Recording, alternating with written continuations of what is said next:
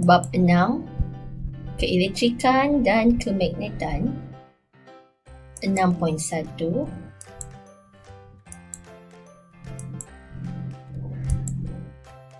Penjanaan tenaga elektrik. Standard pembelajaran pada bahagian 6.1 ini adalah: yang pertama, memerihalkan sumber tenaga kepada tenaga boleh berharu dan tenaga tidak boleh berharu.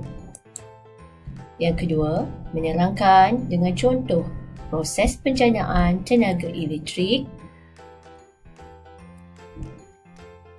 daripada pelbagai sumber tenaga. Yang ketiga, membezakan antara arus terus dan arus ulang-alik. Yang keempat, menyelesaikan masalah berkaitan bekalan tenaga elektrik dalam kehidupan.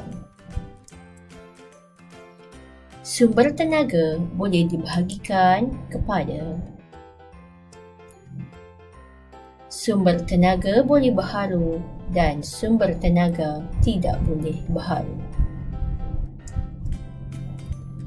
Sumber tenaga boleh berharu adalah sumber tenaga yang boleh digantikan secara berterusan dan tidak akan habis.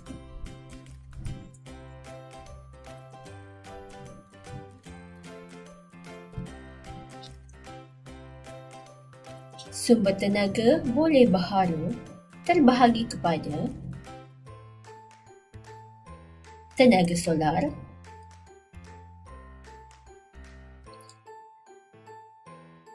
tenaga geoterma,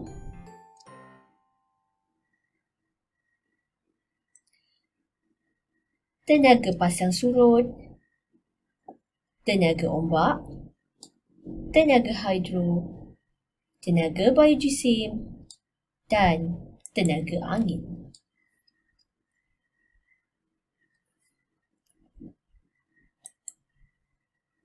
Manakala sumber tenaga tidak boleh berharu merupakan sumber tenaga yang tidak boleh diganti dan akan habis digunakan. Berikut adalah contoh sumber tenaga tidak boleh berharu, iaitu tenaga nuklear,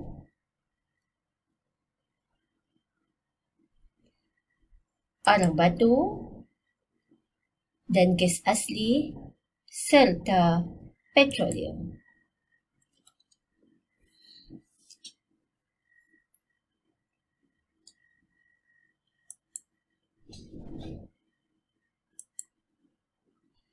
Stesen jawakuasa elektrik di Malaysia. Yang pertama, kita ada sumber hidro di Bakun, Sarawak. Yang kedua, kita ada sumber gas asli di Negeri Sembilan. Yang ketiga, kita ada sumber diesel dari Pulau Pinang. Yang keempat, kita ada sistem jawakuasa biogeosim di Sabah. Yang kelima, sumber arang batu di Perak. Berikut adalah proses penjanaan tenaga elektrik. Apa itu generator? Generator adalah alat untuk menjana elektrik. Okey, ini adalah model generator yang terdiri daripada magnet, gergelang dawai, engkol dan ada LED. Apabila engkol pada model generator ini diputarkan, arus aruhan dihasilkan. Maka pengaliran arus aruhan akan menyalakan LED.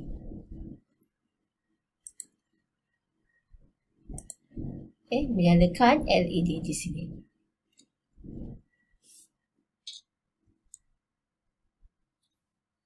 Mengikut kajian Michael Faraday, penjanaan elektrik menggunakan medan magnet. So, arus elektrik dihasilkan oleh gerakan dawai dan gerakan magnet.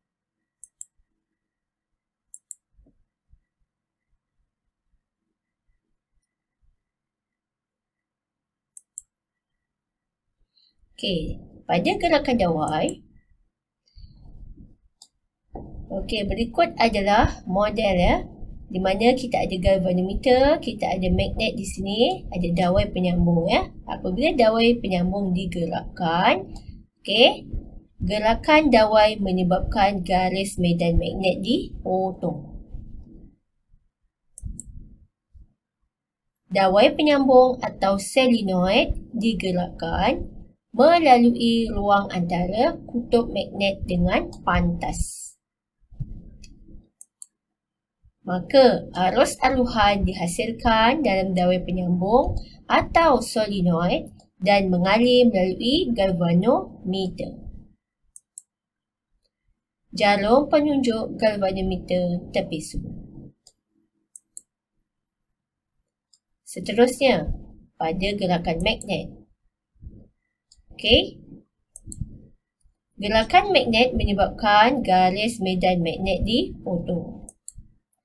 Magnet digerakkan seperti ditunjukkan dalam belajar supaya garis medan magnet dipotong oleh dawai penyambung atau solenoid. Arus aluhan dihasilkan dalam dawai penyambung atau solenoid dan mengalir melalui galvanometer. Jarum penunjuk galvanometer terpesong.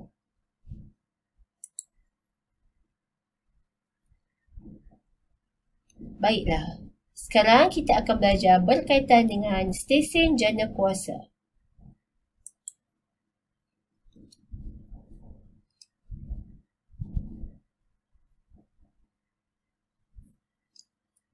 Yang pertama, kita ada stesen jana kuasa hidroelektrik.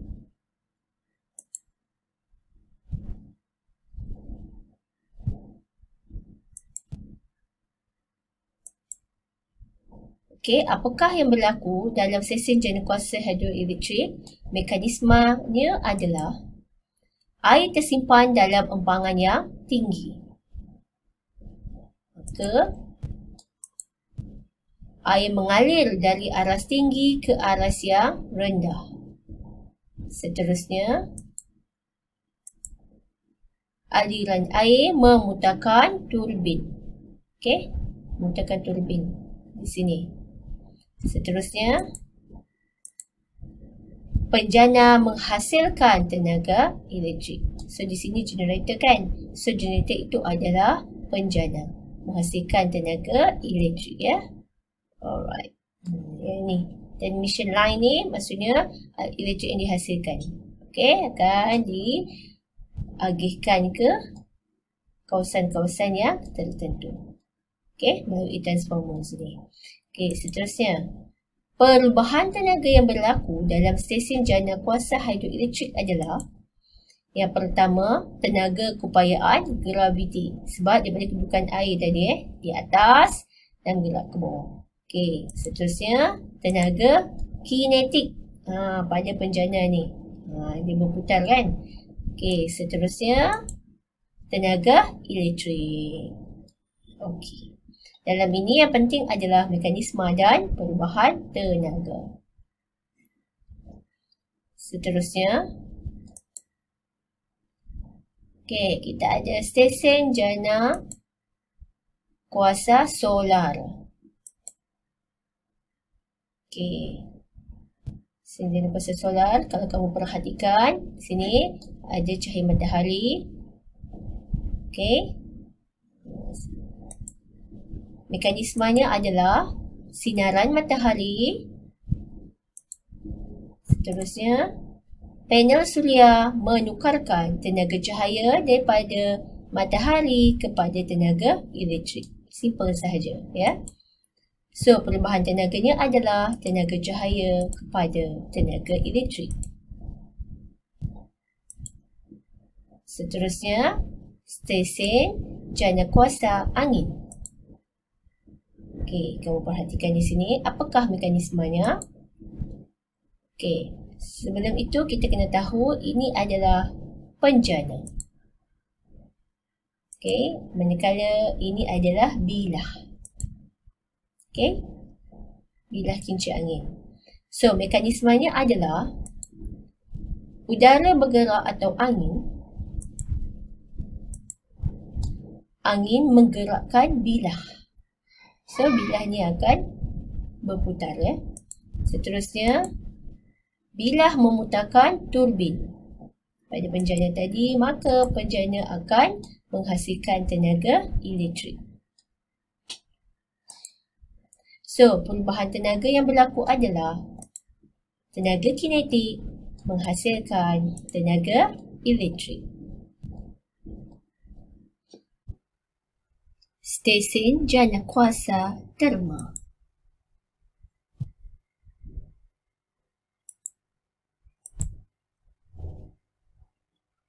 Okey, dapat diperhatikan dalam stesen jana kuasa terma di mana bahan api dipanaskan, iaitu contohnya arang batu.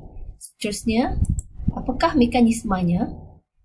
Okey, mekanismenya adalah yang pertama, pembakaran bahan api. Okey, kemudian air dididihkan menjadi steam.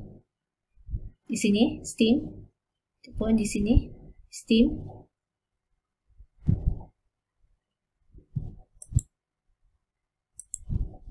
Okey, steam sini.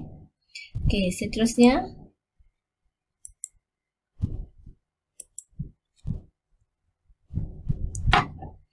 steam memutarkan turbin di sini. Kemudian, lastly, penjana menghasilkan tenaga elektrik. Apakah perubahan tenaga yang terlibat? Okey, daripada pembakaran bahan api menghasilkan tenaga kimia. Kemudian, tenaga haba, tenaga kinetik dan akhirnya tenaga elektrik. Seterusnya, stesen jana kuasa tenaga nuklear. Okay, dapat dilihat mekanismenya bermula daripada tindak balas nuklear. Di sini, tindak balas nuklear. Kemudian, air dididihkan menjadi steam. Sini. Seterusnya, steam memutarkan turbin. Di sini. Lastly, penjana menghasilkan tenaga elektrik. Okey, apakah perubahan tenaga yang berlaku? Pertama ialah, of course, tenaga nuklear.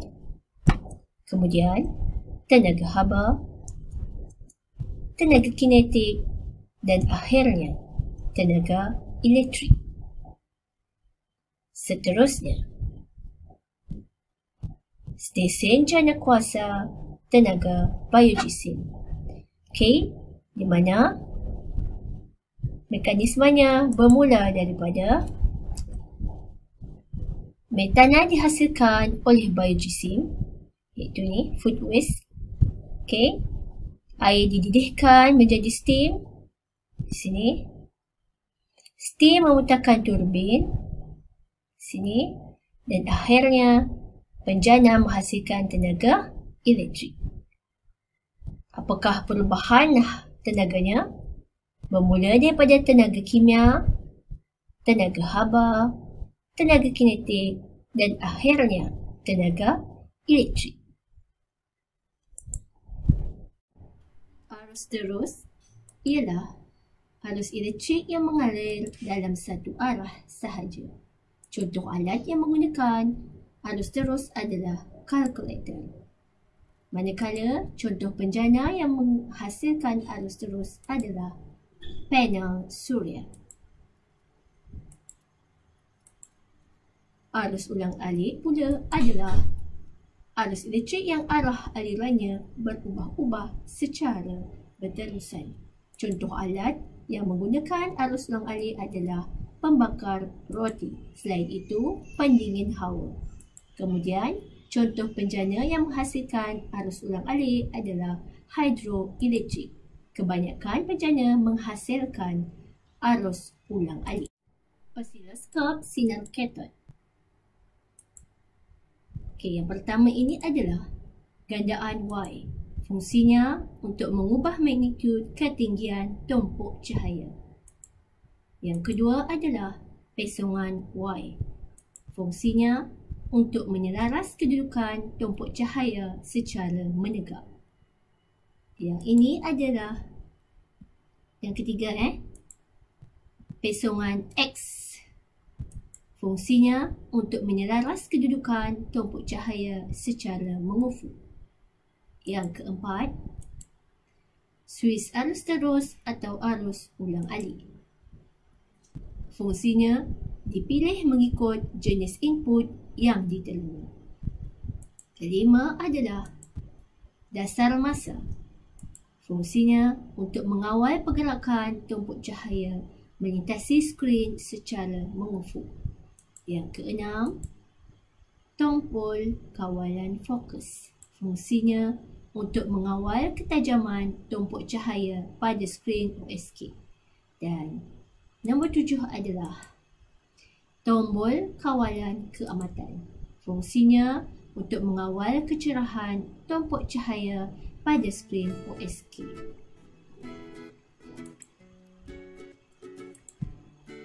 Contoh inovasi menyelesaikan masalah berkaitan penjanaan tenaga elektrik. So, kita ada atap dengan sel suria di mana